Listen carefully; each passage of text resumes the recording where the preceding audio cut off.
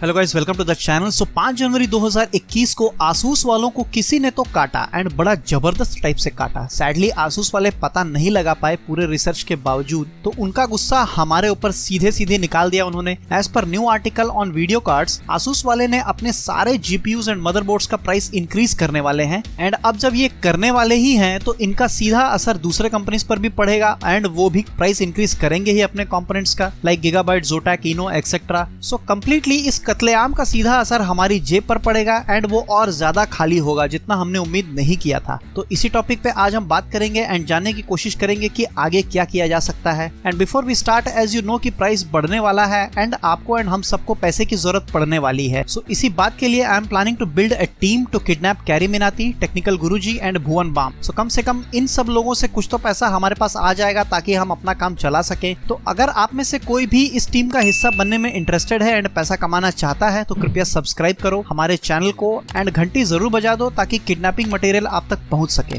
So now reason इस price hike का है as per Asus component cost जो कि वो यूज करते हैं जीपीयू एंड मदरबोर्ड को बनाने के लिए, असेंबल करने के लिए एक्सेट्रा, एंड लॉजिस्टिक कॉस्ट। अब ये तो यूएस एंड चाइना का मारामारी चल रहा है, उसकी वजह से कुछ तो गड़बड़ हुआ है। न्यू ईयर स्टार्ट होने के साथ ही चाइना से एक्सपोर्ट का पुराना टैरिफ एक्सपायर हो गया है and with new tariff we are expecting कि अप्रॉक्स 7.5 से 25% तक का डिफरेंस आएगा। सो अब ये कॉस्ट तो हमारे पॉकेट का बलि चढ़ने के बाद ही पूरा होगा। लास्ट ईयर सबने चाइना के ऊपर में बम फोड़ा था, इस बार चाइना हम सबको फोड़ने के प्लान में है। इट्स बदला टाइम फॉर देम। अब ये जो नया सरकार बना है यूएस में, जब तक सब कुछ समझ करके लाइन अप करेगा तब तक काफी लेट हो जाएगा एंड हमारा काम तमाम हो चुका रहेगा। सो उसका वेट करना मेरे हिसाब से तो सही नहीं रहेगा। एंड ये जो अप्रोक्सीमेटली टैरिफ का प्राइस बढ़ा है, अब ये डिपेंड करता है कि मदरबोर्ड एंड जीपीयू किस टैरिफ के ऊपर में पड़ता है। अगर 25% वाले के ऊपर में पड़ता है तो प्राइस उसके हिसाब से ही बढ़ेगा। नेक्स्ट रीजन इसका पहले भी मैंने बताया था कि टीएमसी जो कि चिप मैन्युफैक्चरिंग कंपनी है, उन्होंने भी अपना डेवलपमेंट का चार्ज 20% तक बढ़ाने का प्लान किया है। सो ये भी पूरे मूड में है हमारे बचे कुछ बाल उखाड़ने में। कुछ और में यू कैन ऐड कोविड-19 जिसकी वजह से इंटरनेशनल शिपिंग कॉस्ट बढ़ गया है क्योंकि इंटरनेशनल पैसेंजर्स कम हो गए हैं, तो कॉस्ट निकालने के लिए शिपिंग का कॉस्ट को एडजस्ट करना पड़ा।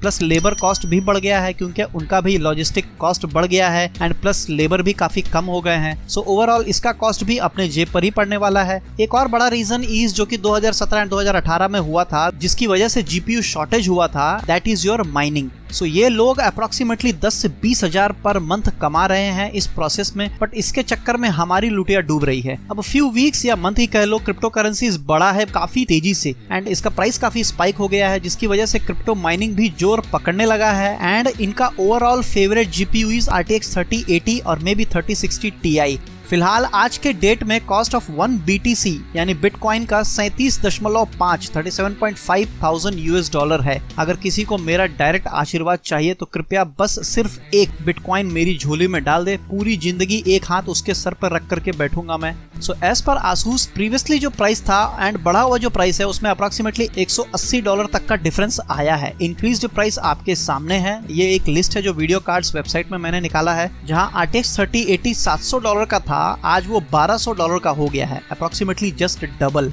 नेक्स्ट एक और न्यूज आई हर्ड कि हो सकता है इन क्रिप्टो माइनर्स की वजह से आपके 3050 का प्राइस उतना इफेक्टिव ना हो, क्योंकि मेरी जानकारी के हिसाब से उनका मिनिमम रिक्वायरमेंट में ये नहीं बैठता है ड्यू टू लेस VRAM। क्योंकि एज पर नाइस हैश इनका जो DAG फाइल होता है वो सीधे आपके GPU के VRAM में स्टोर होता है एंड एवरी 100 सेकेंड्स इसका साइज बढ़ता है। करेंटली भी जो फाइल साइज है वो भी 4 GB में एडजस्ट होने लायक नहीं है। सो 3050 इज सेफ फॉर नाउ। सो ये पॉसिबल है कि ये मार्केट में अवेलेबल रहेगा एंड ड्यू टू ये अवेलेबल रहेगा तो शायद इसका प्राइस उतना ज्यादा नहीं बढ़ेगा, बट इसका मैं गारंटी नहीं दे सकता हूँ क्योंकि ये भी हो सकता है अगर जीपीयू माइनर्स को कुछ ना मिले तो 3050 भी उठा ले।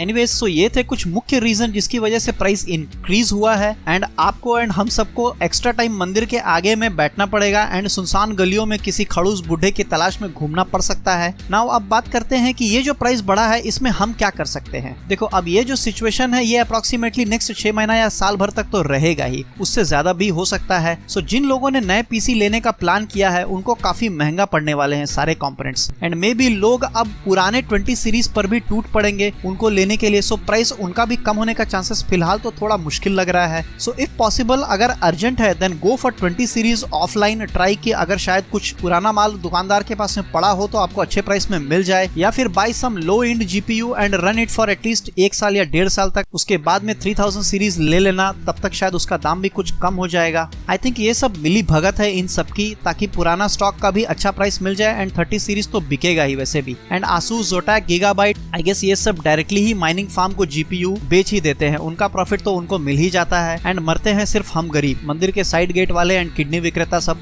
अब देखते हैं 2021 स्टार्ट होते ही इतना बड़ा रोने वाला न्यूज लाया है, अब आगे देखते हैं क्या होता है। सो ये था मेरा अपना थॉट, होप आपके दिमाग में भी कुछ तो बिजली कौंधा होगा एंड ख्याल आया होगा। सो जो भी बिजली कौंधा है कृपया कमेंट सेक्शन में हमें जरूर बताएं। So that's it for now guys, hope you learn something new today. If yes then please like, share and subscribe. Thanks for watching.